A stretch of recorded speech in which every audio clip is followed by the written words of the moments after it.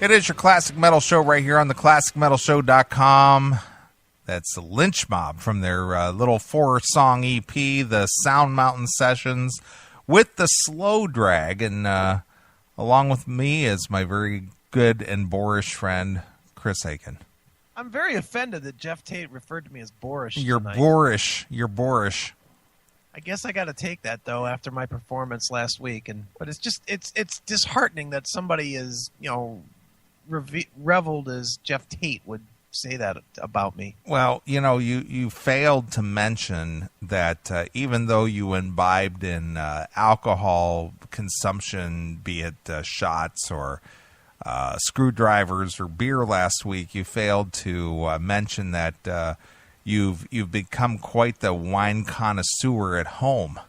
I have. I've been drinking just a lot of wine here at the house. But... And that was just something you never did, 5 years ago, or even a year ago. Yeah, dude, the first full bottle of wine I ever drank was here after Georgetta fucking dumped me. She truthfully fucking dumped you. What do you want me to call it? When she left me and decided to go on to another chapter. I just love it though. What should I make up some bullshit? No. That's not what I'm saying. I just like the brutality of it when she fucking dumped me. Oh, dude, what would you say? Would you say something different? For me personally, being that that's just not in my vernacular on a normal basis. It's just like when me and the old lady split or something like that. But when she fucking dumped me, she came in the house. She said, "Remember when we talked about that divorce? Yes. I'm taking it. I'm out of here." Right? It's okay. That's pretty much getting fucking dumped. Right. That's as fucking dumped as it gets. I know. I'm not arguing the semantics of it. I just think it's funny how you are just so sharp with, sticking that knife in there when she fucking dumped me, rather than when me and the old lady split. I decided to have some wine. It was just when she fucking dumped me, I dumped a gallon of this in my gullet. Yeah, no doubt. Look, people didn't know that I never said her name before there. Really? No, I think that's the first time. Ever? I think that's the first time. Wow. Yeah, that's her name. That's the first time. Don't go shoot her. I was actually surprised when you just said that 2 seconds ago. Whatever. Well, I was getting back to the Lynch Mob there. A few years ago, I had a English guitarist on the show by the name of Jay Palmer. I remember that guy vaguely, yeah. Well, that is one of his songs. That is? Yeah, he's a George Lynch, groupie, whatever, and his guitar style is very, very, very much like George Lynch. Right. So George covered one of his songs. Well, hey, good for George. And so there's Jay Palmer has a YouTube video out there of in his studio, and he's playing that song along with George Lynch to this new release. No doubt. And I mean, I got to think for Jay Palmer, this has got to be, the big time. I mean, 500 sales. I mean, that's got to get him at least like $3. Well, I know it's kind of a big deal to him, because when I did have him on the show, he had not had any contact with George Lynch, but basically talked about what an influence he was and what a big fan he is, and so on down the road. So here it is, 6 or 7 years later, George is covering one of his songs. No kidding. Wow. That's something. Well, I know it's not that big of news and it's not that big of a deal, but as a fan, you know how that goes. Pretty good for a record that has 4 songs on it, that one of them had to be somebody else's. Right. A lot of writing going on there in that band. Well, everybody's into covers these days, though, dude. You know that. I mean, everybody seems to have so many covers on their CDs anymore. I know, but really, a 4-song EP and you can't write all 4? Nice creativity, dickhead. Jesus. Well, I was watching a YouTube video. I was on YouTube a lot today. It was just a relaxing day around the house, and I just was catching up on, just doing leisurely stuff that I don't get to do during the week. Right. So I was YouTubing it today and listening back to some CMS clips, and then was just kind of searching around there. And somebody uploaded individual concert cuts of the current lynch mob, or what was the lynch mob as of, a month ago. Right. Whatever, if it's true that they split up again. Right. Oni, just a fantastic front guy. He is. He's a fun guy. Good live, definitely. Yeah, I like that guy. I do too. Look at Chuck and a Grun's cock. Neely was masturbating. Just say it, Neely. Not as much as you big pile of meat. Jesus. Right. So anyway, I was watching that, and it was just like, it was, George Lynch, Robbie Crane, Oni Logan, and I don't remember the drummer's name, just unmemorable, but nevertheless, it was, it was a lynch mob show.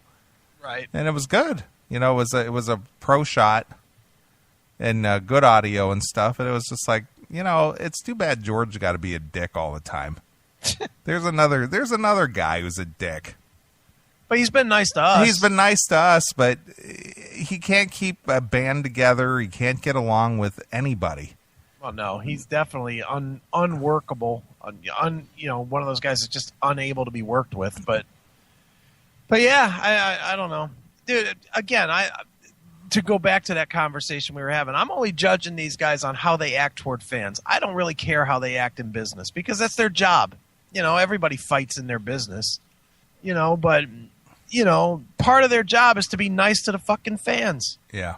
And when they're dicks to their fans on a regular basis, it makes me want to smash them in the face with a fucking ball bat. And certainly guys like Vince Neil and Bret Michaels, God, I wish somebody would just come up and beat their ass sometime. It would just be great. Nice. It would.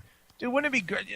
Why do you think everybody fucking stood up and cheered and laughed when Bret Michaels got his head knocked off at the fucking Tonys? True. Because he's such a cock. True. If that would have been Ronnie James Dio, you would have seen fucking people outside that theater burning that place to the ground. Right. There would have been nobody joking about it. It would have been all business of the metalhead fans supporting Ronnie James Dio. But because it was a guy that is such a fucking asshole, like Bret Michaels, everybody was like, fuck yeah, I wish it would have fell on top of him when he fell down. Yeah, karma. That's exactly it. Hail and kill, caller. You're on the air. And I wish Bret Michaels had gotten decapitated and his head rolled 4 rows into the audience. Thank you, Doghouse, or is that George, or is that Jeff?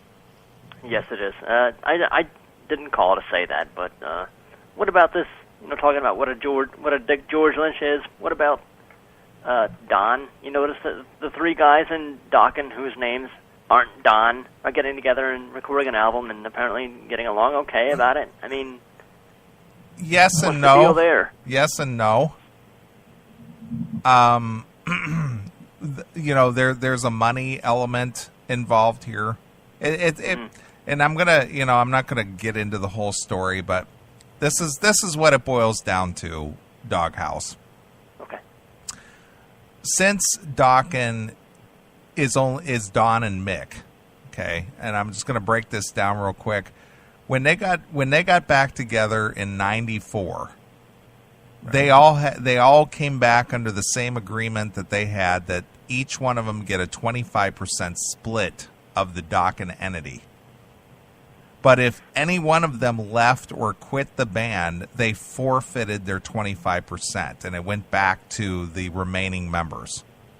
Well, when George left in '97 to go do Lynch Mob, he forfeited his 25% in Dokken. Then Jeff was doing that whole Rockstar movie. Well, he basically would not show up to record what would become Long Way Home. And so he forfeited his 25%. So that 50% went back to Don and Mick. Well, right, Mick did not want to carry the burden of 50% of the band, so he sold his interests back to Don. So Don owned Dokken, the entity, 100%. Right. Since this whole Dokken reunion thing has been talked about, the other 3 band members want to come back in and assume they're 25%. And Don is like, why would I do that? I own 100% of the Dokken entity. Why would I part it out to 25% to each of you when you guys have not carried this name on for the last 10 or 13 or whatever, 12 years or whatever it's been? So we'll do the Dokken reunion, but I'm not giving you 25% of the band. I'm going to give you, the percentage of the money, but you don't own the 25% of the band. And that's where the difficulty comes in. So now Don's a greedy dick. But the thing is why should he give up his percentage of the band? Why? Sure, I can see that. I mean, they bailed on him, really. I mean, it's just that when you hear talk about reunions and then everybody says, well, it just wasn't working out, and the way Don painted it, he just sort of made it out like, well, it's just George being a dick again. Well, it is, but the thing is that when they went on the metal show and announced this reunion, they did not have everybody's blessing and deal with Mick, Jeff, and George went on Eddie Trunk's show, that metal show. Jeff came straight out and said, it was me. I couldn't do the reunion because I was already committed to 2 years with Foreigner. Sure. But George in the media turned around and said, well, the reunion isn't happening because Don's being a dick about the money. And that wasn't the truth. The truth was Jeff couldn't do the reunion, and the other part of the truth was Don was not going to give everybody 25% of the band again. Sure, and Mick was too busy stealing golf carts. Yeah, basically. So there's a lot more to the story, but whenever George gives a interview, it's all right. Don's just being a dick, and he's a greedy asshole, and this and that. It says no, he's just protecting his interest in the entity that is Dokken. That's it. Period. Sure. All right. Thanks for clearing that up. That's how that goes. That's the truth behind the story. It makes sense. I mean, all the speculation and everything, that's like the obvious answer, really. But even with George saying, well, Don's being a dick, and then Don would come out with his statements, he wasn't exactly refuting the fact that, George said, well, he's a dick. Well, again, it's not because Don is being greedy. It's just like, I've carried the Dokken name for the last 10 or 13 years on my own. Why should I just turn around and just give it out to everybody? And that's fair. That's how it is. Never mind what he's done with the Dokken name on albums like Hell to Pay and Long Way Home. Well, it's his entity, regardless of the quality of or the reception of the output, whether you enjoy it or not. It's still his entity. Excuse me, Mr. Neely. This is exactly the sort of thing I'm trying to convince the judge of up in Seattle. Queensryche is my name. I do with it. I am the king of thieves, as it were. Right. And that is complete theft, Mr. Tate. Thieving the Queensryche name when basically the band was put together before you even joined. I know nothing of this. I am the good steward, as it were. It's just like Bobby Blotzer and Warren D. Martini hijacking the rat name out from under Stephen Pearcy. Well, I don't concern myself with this sort of butt rock. Butt rock. All right, man. Well, we're gonna jump into some interview stuff. So, are you gonna hang out and listen? Please do. I don't care about Dokken. Okay. Dokken. Give me another glass of Susan. Another glass of wine. Nice. More wine. Stupid bitch. Nice. Fuck you, pal. All right. So anyway, a couple weeks ago, you had a show years ago called Midweek Mayhem. Right. Uh-huh. And this show is I think it's an FM show or an AM show. I'm not exactly sure, but it's up in New York. Right. WVQX, I think it's called. Okay, great. They do a show called Metal Mayhem. Okay, they stole that from me. Right. And we played their Halloween show. Yes, it was very hysterical. Yeah. And they just laughed and laughed like they never heard anything so funny. I never did either. They were hysterical, dude. You didn't find them to be hysterical? No. I thought they were incredibly funny. The way they laughed at their own jokes and stuff, that was hilarious. And how the hole on the show came running out of the news booth because she was so afraid of that Alice Cooper song. Dude, please. First of all, let's not degrade women with the term hole. You know I would never stoop so low as to degrade women. Not you. Not me. Okay. Secondly, she probably was scared because that was a very scary Alice Cooper song. Yeah. How many songs have actually scared you? Dude, every time I hear Under My Wheels, I just jump up on top of my couch to make sure even like a vacuum cleaner wheel is not going to run me over. Nice. Very scared. Okay. Well, this Metal Mayhem interviewed Jeff, not Geoff, but Jeff. Okay, the other Jeff. Pilson, formerly of DACA and currently of Foreigner, currently of TNN, Tooth and Nail. Right. About the Tooth and Nail release. Okay. So let's keep in mind the style of interviews that we do here on the CMS as opposed to this style of interview. See which one people like better. Maybe we need to change our style. Maybe we need to learn something.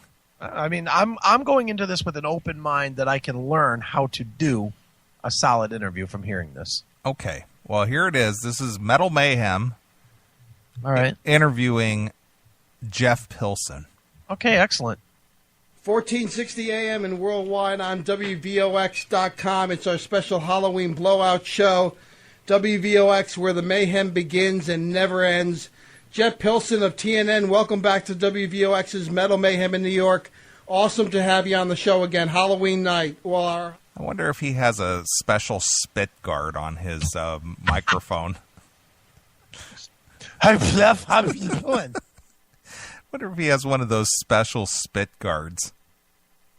Jeff, it's great to talk to you again, buddy. Awesome that you got this brand new record called TNN out there. How are you, son? I would hate to be the guy that followed up after this guy. I would have to. I'm assuming they have a windscreen on that mic. I would have to take it in and wash it out. Got to think that there's electricity coming off of that microphone, shorting out from all the water hitting it. Halloween show, rather. Hello. Yes, Jeff, we're here. Hey, how you doing, guys? How are you? Hey. I was just saying it's our special Halloween blowout show, and I think wait, if I played the Halloween... wait. Play that back and listen to when he said the word saying. Saying? Saying. He almost... It sounds like a fucking... like he's vomiting it out. Okay. So much fluid. Hey, Jeff, we were just saying how great it is to have you on the show. Right. Holy shit. Our Halloween show, rather. Hello. Yes, Jeff, we're here. Hey, how you doing, guys? How are you? Hey. I was just saying it's our special Halloween blowout show, and I think if I played the Halloween theme too many times, it's going to make me more neurotic than I am. Here we are with being neurotic by the music. Yeah, that's right. The music just moves me, and it scares me, and it, changes my whole mood. Let's try and paint a mental picture here. So that guy just rattles that off about how he's all neurotic from the Halloween music. What exact look on Jeff Pilson's face is there when he hears that? And he doesn't know these guys from Dick. I would probably just kind of have that look on your face like, what? Like rolls his eyes like, oh, God. On now. All right, I'll deal with these guys. All right, I got to promote this fucking shitty-ass record, so I got to do it wherever I can. Look at the sheer tab. Take the dick out of your mouth before talking. Jesus. Not very nice. All right. Well, would you like me to play the Ghost of Mr. Chicken or something? All right, Jeff Pilson. The Monsters theme song, perhaps? That'd be awesome. Jeff Pilson, everybody, let's give a big round of applause for Jeff Pilson. Oh, yeah. Wow. Nice. We have a studio thank you. Wow. Yikes. Really? Really? You know, if Jeff Tate were to call us back tonight, I think we would give him a fucking standing ovation. What do you think? Right. I'm bowing as we speak. Jeff, there's lots to talk about in the TNN camp these days. Slave to the Empire, your new album is unleashed on a... There's a lot to talk about in the TNN camp these days, like they've been an entity for like a long time. Exactly. You know, there's a lot to talk about in the TNN camp these days. This guy is quite the reader. I mean, interviewer too. Jesus. Does the TNN camp even exist? No, there's no camp. Camp broken up. That's what it is. Hail and Kill Caller, you're on the air. I'm ready for my standing ovation. Oh, here's Jeff.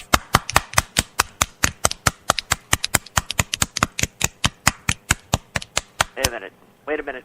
How do I know you're just sitting down doing that? I must know that you're standing. I'm standing, Jeff. I'm standing up. Standing. I certainly hope so. And there may not be much to talk about in the TNN camp, but there's certainly as much to talk about in the TNA camp. As I pointed out earlier, I am obsessed with sex. Yes, you are. I'm paddling ham right now. Did you say you're paddling ham? That's what you call a euphemism. Nice. Paddling ham. Nice. Oh, fuck, I cracked myself up. Oh, god damn. I gotta put the beer down. All right, thank you, Jeff. Fuck you, pal. Paddling ham. Paddling ham? Holy shit. Wow. I think we found some.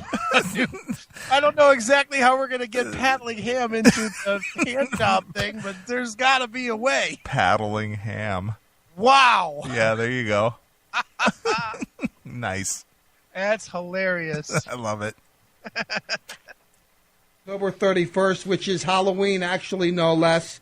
And it's got to be a great time for you guys because the creative process to making Slave to the Empire sounds like an awesome endeavor. It's the three members of Dokken, the big three, as people are calling it, from Dokken. Now, how did he tie in being Halloween the 31st being a creative time for these guys? I don't know. I didn't follow that at all. I didn't get it at all. And the big three of Dokken? The big three. How is that the big three of Dokken when one of them isn't named Dokken? Right. Dope. And being that this record was actually written like months and months before Halloween. How about years and years for most of it? Yeah, probably. Probably. It's all fucking Dokken covers. Right. It's fucking 30 years old. No creative process. What is he talking about? And in this TNN band, and we've been playing tracks from Slave to the Empire for the last 2 or 3 weeks, and I got to tell you something, the buzz on it, on our phone system, has been unprecedented. Unprecedented? A lot of unprecedented buzz going on in that guy's phone. Didn't he say Jeff Tate's reaction was unprecedented? Certainly did. That exact line. What does that mean? It's unprecedented. Really? So if there's no precedent, meaning nobody's called about it, then it is unprecedented. Yeah, right? well, we played the entire record here on our review, and we didn't get one comment that was unprecedented. It was unprecedented what we got, too. Nothing. Nobody cared. No one liked it. No one cared. Wow, That's great to hear, man. Yeah, I'll tell you something. We are excited. I mean, like you say, the creative process on this thing was just so much fun. You know, George and Mick and I are very close, and we have been for a long time. And to get to work together again and do this was great. Plus, you know, Brian Tichy, who is, you know, one of the world's greatest drummers, playing on the new stuff. That was a great time. So all is good in TNN land. We're some happy campers, and happy Halloween to everybody. All right, awesome, Jeff. What kind of? They're clapping again. Clapping because he said Happy Halloween. Wow, great. Jesus, horrendous. Or are they paddling their ham? Are they clapping or are they paddling their ham? Some ham paddling going on. I think so. What plan did you enter the studio with on Slave to the Empire, and how long did it take to make? Well, the process started about a year and a half ago because George came to me and asked if I would be interested in writing a Lynch Mob record with him. I said, yeah, absolutely.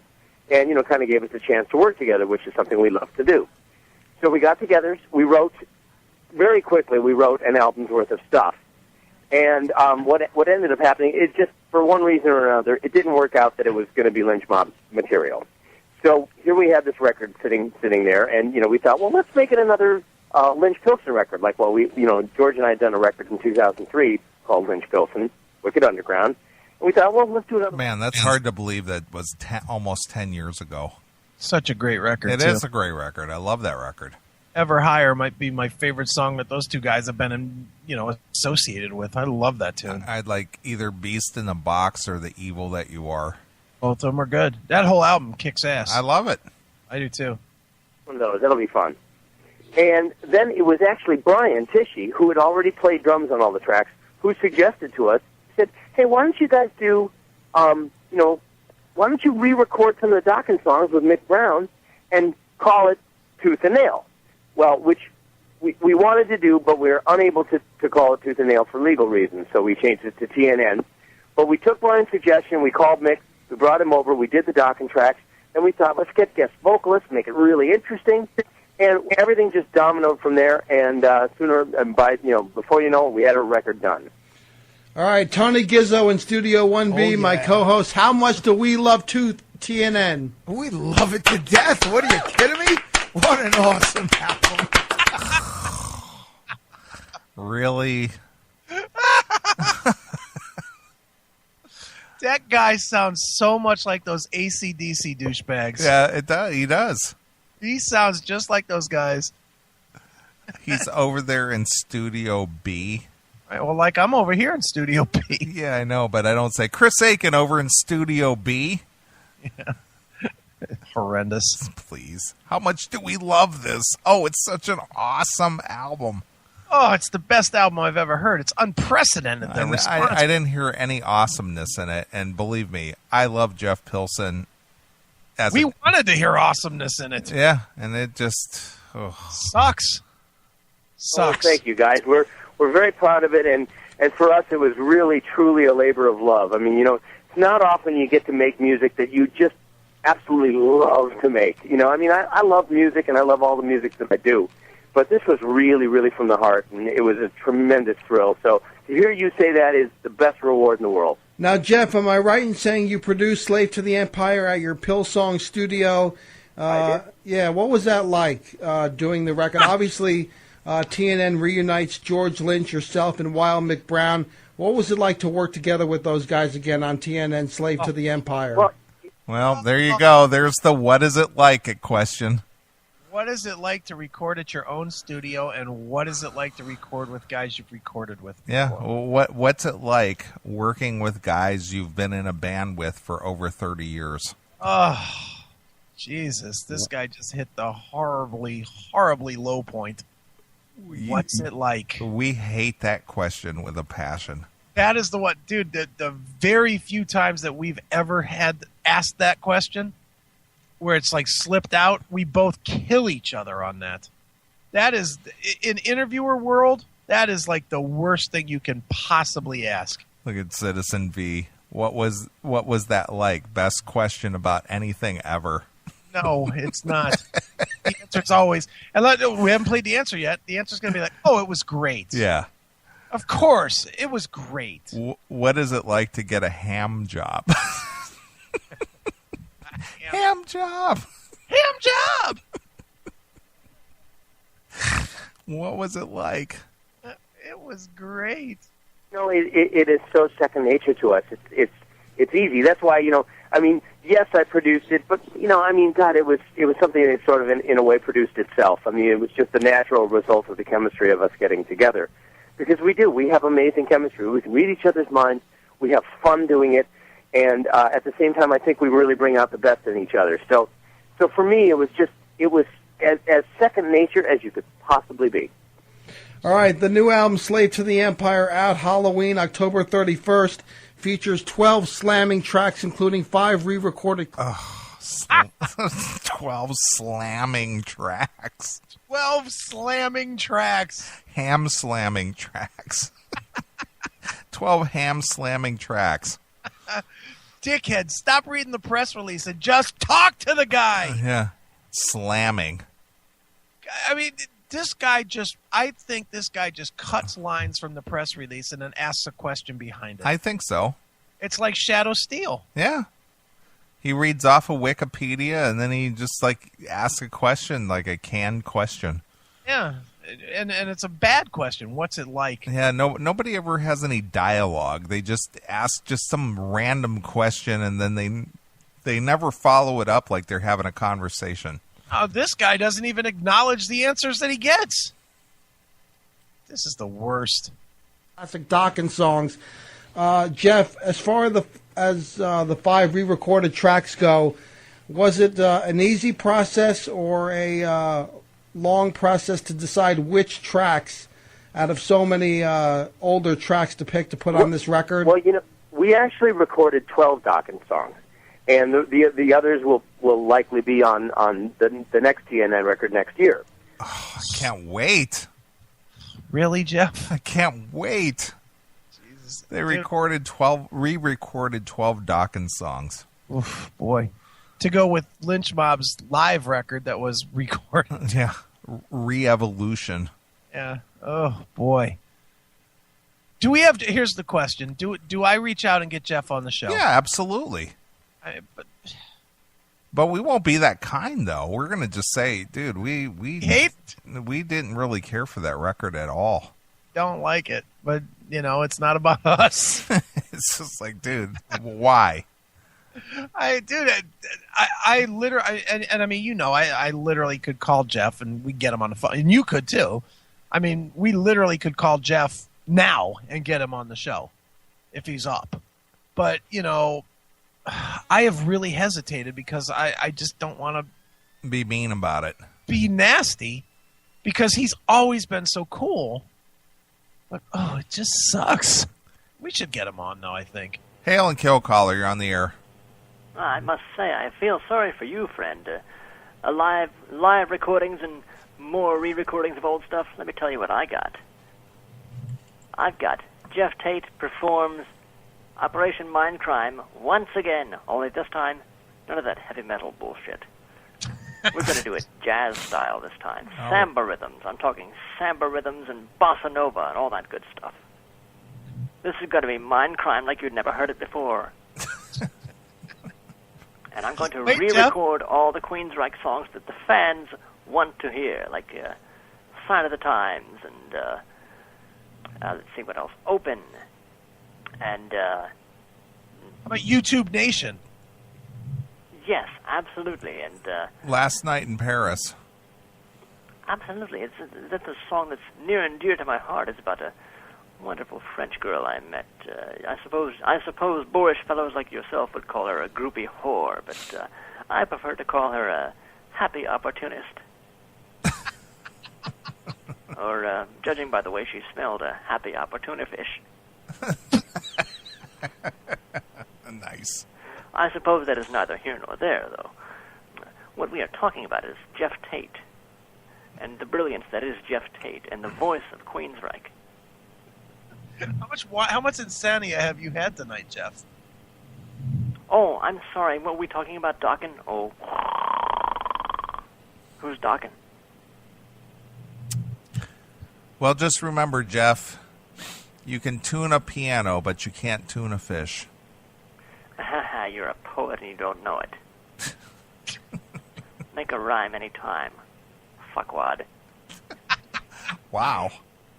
Jeff. Wow. Oh, look, you offended Jeff Tate, man. Fuckwad. He called me a fuckwad.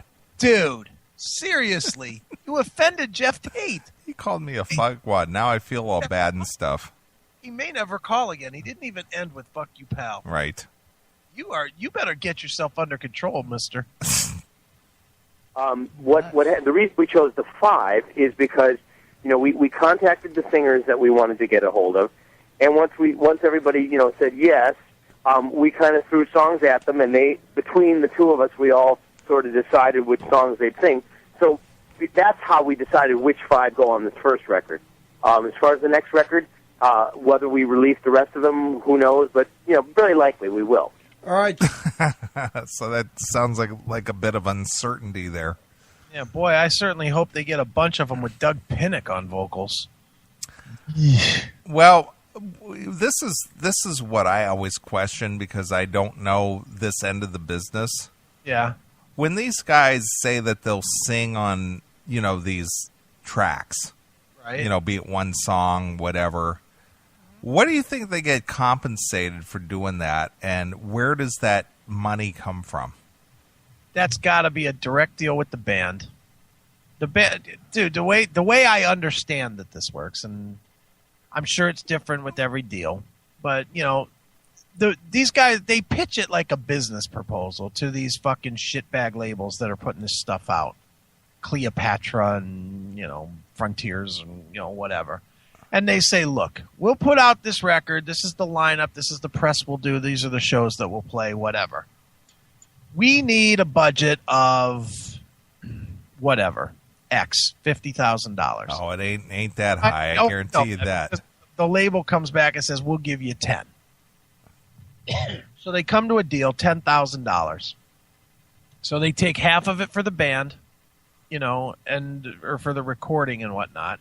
And then they farm out, the other half to hire guys to do these things. So they'll call Sebastian Bach and say, look, we got $800 for you. Can you do this one song? And then Sebastian will say yes or no. And if Sebastian says yes, then they put him down. And then, that's why if you ever notice on these records, you always have like a couple of guys that are big names. And then you've got the standard fare guys, the Mark Bowles and the Doogie Whites and those guys that are always on every one of these records, because those are the guys that get called when the A money goes away. Those are the guys that get called because they could use a quick, hour in the studio for $250. And that's how it works. Is they have a budget of maybe $5,000 for 10 songs. And they spread that money down until they've, got 10 guys to do the shit. Yeah, well, that's my point, though. Again, I understand a lot of the semantics there, yeah. but I guess I find it almost comical that a lot of these guys will go in and cut a song for $200. It's like, here's your $200. Dude, I would bet some of them have done them for less. Sure. I mean, think about it. And I'm not picking on this guy because I'm a friend with him. But don't you think that Jizzy Pearl has done some of these for $100? I don't know. That's the thing. I don't know. He's appeared on so many of them, and some of them were just fucking horrendous one take. Or Mark Torian. Right. When Mark Torian appeared on that Journey tribute. Oh, that was horrible. And made no attempt to actually clean it up. That is as clear. Do you have that handy? Yeah, I think so. I'll have to. A little bit of that. I'll talk while you look. Don't you think, after hearing that audio, that there is no chance in hell that this guy was basically told, look, dude, we'll give you $100 to do Faithfully. That's all we got in the budget. That's all we can give you. Can you do it? And he was like, sure, I'll do it. And he went into the studio for no more than 10 minutes and knocked that out. Don't you think? Yeah, well, I'm sure it's at least just one take. Yeah, I doubt highly I doubt highly there was any kind of cutting parts. There was anything. I'll bet you they played the track, finished, and he sang it, reading it off a piece of paper. Right. No way did he put any effort into it at all. He just came in, made his $100 and left. Exactly. Nathan from Kentucky, Sheldon Tarsha. I bet you Sheldon's done 1 million of these things for 100, 150 a hit. Right. I'd bet anything on that. Well, that, I get it. It's just that, it's just surprising to me that there's even a budget for this. Well, for some of these guys, and I would bet maybe not now, but when Sheldon was, a true independent and he got offers, I'll bet you he did 1 or 2 of them for nothing. Right. Just to get his name on what was that one? A Vinnie Vincent tribute record or whatever. Or Loverboy cover or whatever. I mean, Sheldon has done some real shitty stuff. All right. Well, here's Mark Torian with Faithfully. Yeah, let's check some of that out. Let's play this real quick. Come on, Mark. Cue up for me. What the fuck? Yeah. I got dual players going on here. Is that what it is? Yeah, here it is.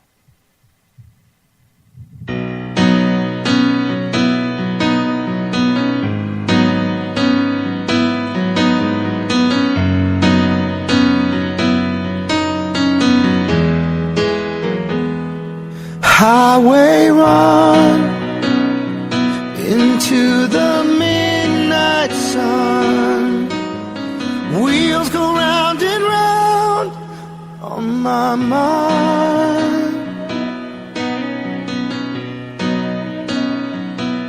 Restless hearts sleep alone tonight. Sending all my love along the wire. They say that the road ain't no place to start a family. Right down the line, it's baby you and me. And love and a music man ain't always what it's supposed to be. Oh girl, you stand by me. I'm forever yours, faithfully.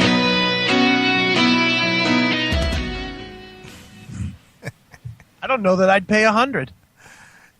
But that's the thing. It's just like, it's amazing to me that anybody even has a budget. But, dude, what's more amazing to me is that there's any dopes out there that would buy that.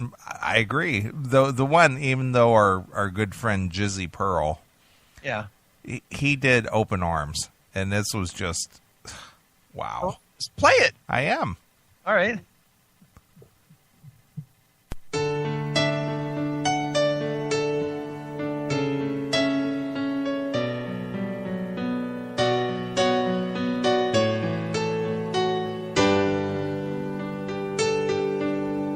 Lying beside you here in the dark, feeling your heartbeat with mine. Softly you whisper, you're so sincere. How could I love thee so blind? We sailed on together, we drifted apart, and here you are by my side. So now I come to you with open arms, nothing to hide. Believe what I say. So here I am.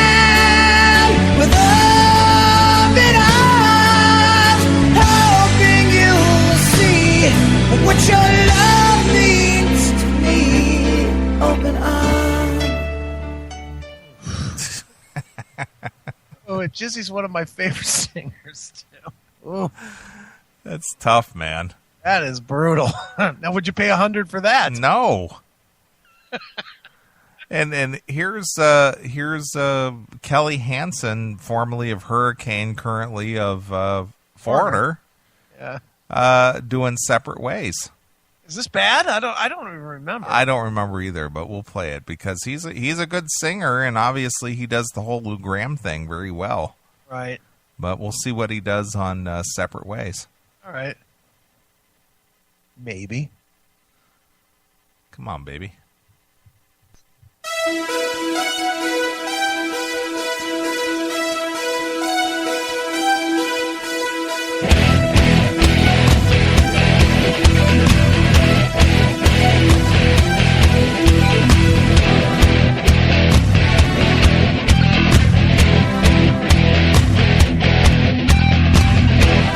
Here we stand,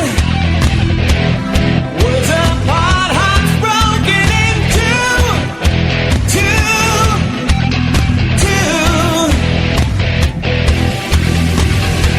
Sleepless nights, losing ground, I'm reaching for you.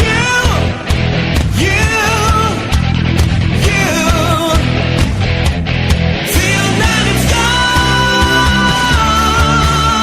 can't change your mind. If we can go on, survive the time, not give up. Do you recognize that as even being Kelly Hansen? Oh, that sucks. It's just like he does. There's nothing even recognizable about those vocals. I did like the big horn keyboards at the start of that, though. It sounded like car horns. Right. Who else is on that? Ralph Saenz, Oh, you know that's good. Stevie Rochelle, one of your favorites, Corey Clark. What is he doing? He's doing Who's Crying Now. Oh, please, come on. John Corabi.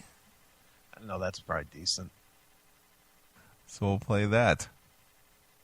We'll play Who's Crying Now with Corey Clark. I know you're a big fan of this guy. You like this guy.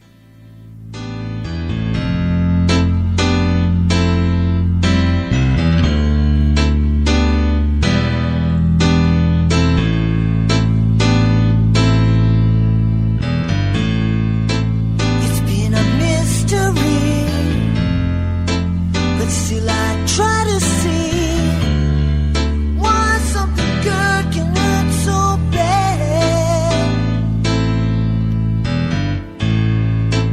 Caught on a one-way street, it's just the taste of bittersweet. Love will survive somehow, some way.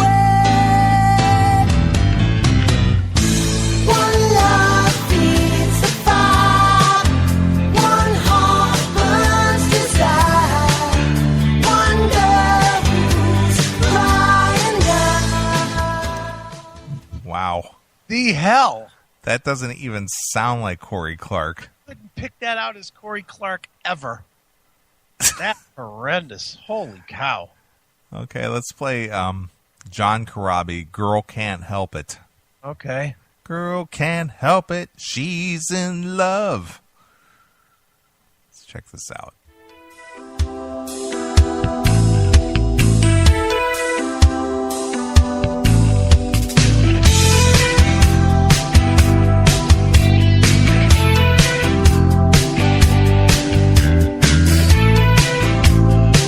If he could hold her so close in his arms again,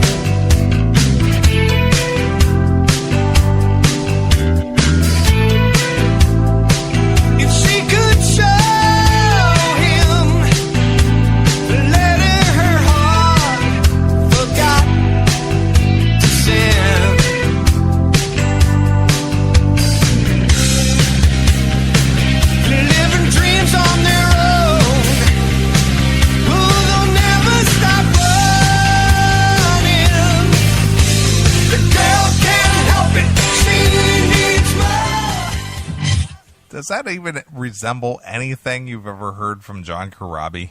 Dude, this whole budget had to be $500 for singers. This is fucking shit after shit after shit. All right, let's play one more. Let's play our good friend Ralph Saenz of Atomic Punk / Steel Panther. Yeah, I actually remember this one. I don't remember what song it is, but I remember just thinking it sounds like David Lee Roth singing Journey. Right. Be Good to Yourself. Yeah. Off of Vision Quest. All right.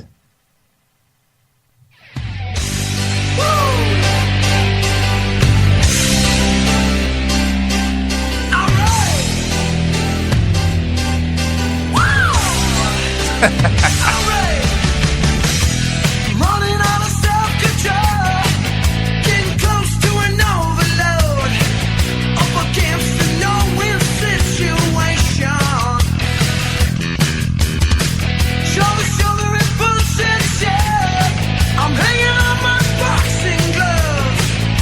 I'm ready for a long vacation. Be good to yourself.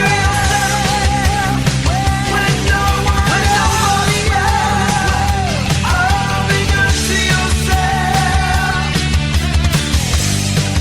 You're walking. What a mess of a music that mishmash that is. Jesus. That's pretty much what they do every night in Steel Panther, isn't it? That's horrible. How about Stevie Rochelle doing Lights? Sure, I'm sure that's great. When the lights go down in the city. Let's go. And the sun shines on the bay. All right. Here's Stevie Rochelle of Tough All right, let's hear doing that. Lights.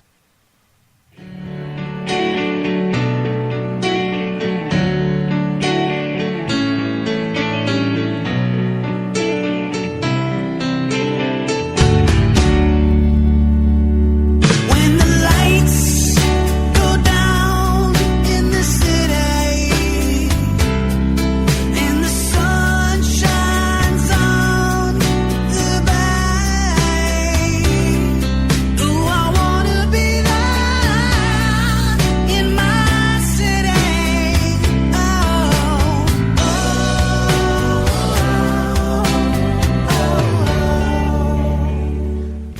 One thing I noticed about every one of these singers, or whether they do it in the studio, Yeah. is they have to do that pitch correction to try to, give them that falsetto to try to match that Steve Perry-esque, Yeah. style. This is really bad. Wow. How he went from Jeff Pilson interview to Journey, I don't know. Whatever. Whatever. We had to fill time. We did. We're all good. But again, this boils down to, or goes back to the question, what is the purpose of re-recording tunes with different singers, from the original as a tribute? I would never buy one of these records ever. Me either. And at what point, and I guess the question I have is, at what point does somebody go, you know what, it would be a good idea if we re-recorded so-and-so songs and let different singers sing them? I never understand why they do this stuff. And who buys it? That's the thing. What makes it even viable to buy the thing and go, man, that was a good idea. That's a good investment. Let's put that out. Right. I don't get it. I never understood that. I don't get it either. Never understood it. Not one person that I know has ever gone out and said, no, I'm going to go buy that tribute record. That's great. Yeah, I've never heard or ever had anybody come up to you and said, man, did you hear this? This was something. Yeah, I wish you guys would do a tribute to Warrant. Yeah, exactly. I've always wanted to hear Doug Pinnick sing Down Boys. Right, exactly. It never happens. That's my point. It's like, who's buying this? Yeah, I don't know. It's fucking horrendous. Let's play a little more of this Jeff Pilson and let's wrap it up. All right, sounds good. On WVOX's Metal Mayhem, Jeff, you've got sensational vocal appearances by Tim Ripper Owens, Doug Pinnick of Kings. Not only this guy got the fat tongue going on, but he's also got the snotting nostrils going on too. Like the air is like coming through. You know what I mean? Exactly. It's like he's talking through his nose and got the fat tongue and lips going on. Right. Kind of reminds me of the dearly departed, the Acid Chimp. Jesus.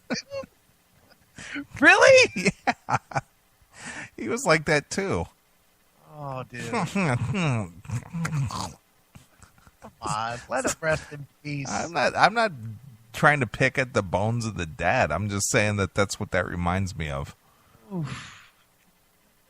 What's wrong with you? It's just my thoughts. Jesus. Sebastian Bach and Warrant's Robert Mason on this record. Yeah, that was, I mean, how cool is that? I mean, I tell you, those vocal performances are really, really strong, too. I mean, Sebastian... I'm going to have to disagree with you, Jeff. Those vocal performances were not really, really strong. In fact, they were really, really weak. It's just not good at all. Not good. You sure we want Jeff on? Absolutely. Alone Again is so emotional. I mean, I was blown away at how much emotion he was able to put into the track, and you know, really touched at how hard he worked and how focused he was on just coming up with this great emotional performance. Robert sings the crap out of It's Not Love. I mean, he just belts it. Ripper screaming his butt off, and then Doug Pinnick, man. I mean, talk about a soulful singer with incredible feel. I mean, we just had so much fun doing the vocal with him and watching him sing. It was just an honor, and it was just one exciting experience, I got to tell you. So it makes the record real special for us. And again, it's a lot of back to the book on this one.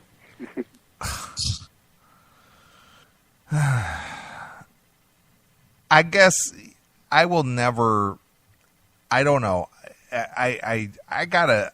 Either I'm not in touch with something here, but I don't understand the accolades that Doug Pinnick or King's X gets. Never got it. I've never gotten that. And I must be either missing something or I'm just not in tune to it, but boring. Extremely boring. Mm-hmm. I'm with you 100%. Did we, I think we did this on the show where didn't Doug write that letter about being really distraught about the whole King's X thing, how he was upset that the fans did not receive King's X as well as he believed that they should have, and that they had appeared on like that MTV Woodstock thing. What was it, back like in 99 or something? 99 or 94, one of those. Yeah, somewhere back then, and they were on this tour and that tour, and they still haven't sold like 1 million records, and what's wrong with you people? And yeah, that was him. And it was just like, well, maybe you're not that good. And I mean, I think I like them a little better than you do, because I know you just fucking, they're unlistenable. I've seen them live, and I've got a few of their CDs, and I've listened to it, and I've tried to like, what am I missing here? Yeah, I mean, I will say there's a couple songs on that Gretchen Goes to Nebraska record that I do kind of dig, but it's very little. I mean, it's just not, give me $2 or give me 50 cents. Like, I'm not going to give you either for your fucking horrible singing. You suck. You know, I'm with you. I don't get it. I don't understand it. Maybe it's a cult thing, and we just both missed the boat on when that cult was running through for that second. But I don't know. I've seen them several times too, and I've never enjoyed them. I saw them open up with it was Hammerfall, King's X, and Dio. Oof. Boy, they fit. And I stood there and I wanted to understand what it was that I was not getting here. And I was just bored. Yeah, I mean, you know what, dude? I'll pass you a name that you could reach out to and have a discussion about this with? Amy rocks. Okay. Amy's a big supporter of King's X. Really? Yep. I don't get it. Oh, maybe she can help you get it. I guess I've tried. I mean, I really have. I've really gone and tried to listen to them with an open mind, and tried to get the whatever it is that people, they're just so great, and it's just like it doesn't register with me at all. Me either. I don't get it. Nothing. It doesn't do a thing for me. Me either. I'm with you. Jeff, pick a song, any song that you want to hear, and we will gladly roll it. Any song from Slave to the Empire. We'll play it right now. Why don't you play Tooth and Nail with Doug Pinnick singing Tooth and Nail? It's awesome. All right, let's hear it for TNN's Jeff Pilson tonight on Metal Mayhem. Nice. Thank you. Horrendous. Wow. Awful. All right, I'm done. Done too. Let's get the fuck out of here. Want to hear anything? Nope. No? I'm leaving. Okay. All right. Done. All right. Well, we got anything on the agenda for next week at all? I don't know. Okay. So Maybe. It's all open-ended. That's right. I haven't thought that far ahead, but we'll get something. All right. Sounds good. All right. Well, it's been the recovery show for the great Chris Aiken. It has been fun. Your plans fell through today? Yes, of course they did. Why do you think I'm doing the show? Well, again, I'm just asking the question. Yes, they did, but it's all good. Not in a bad way. All right. We don't have to hate on somebody that we like. Why would we hate on anybody? Because it's me. We're not like that. No. We're not haters. All right, let's get out of here. I'm sleeping. I understand. All right. Well, I think we'll leave out of here with some Dio. All right, that works. Just in a Dio mood. And being it's so late in the evening, I think I'll close out with something from the Holy Diver release. Okay. And play Shame on the Night. All right, that works. Sounds good. All right, well, we're going to get out of here. Thanks for tuning in. We'll be back next Saturday. We'll do it all over again. So for my very good friend, Chris Aiken, we're out of here. We'll see you next week. Bye, kiddies.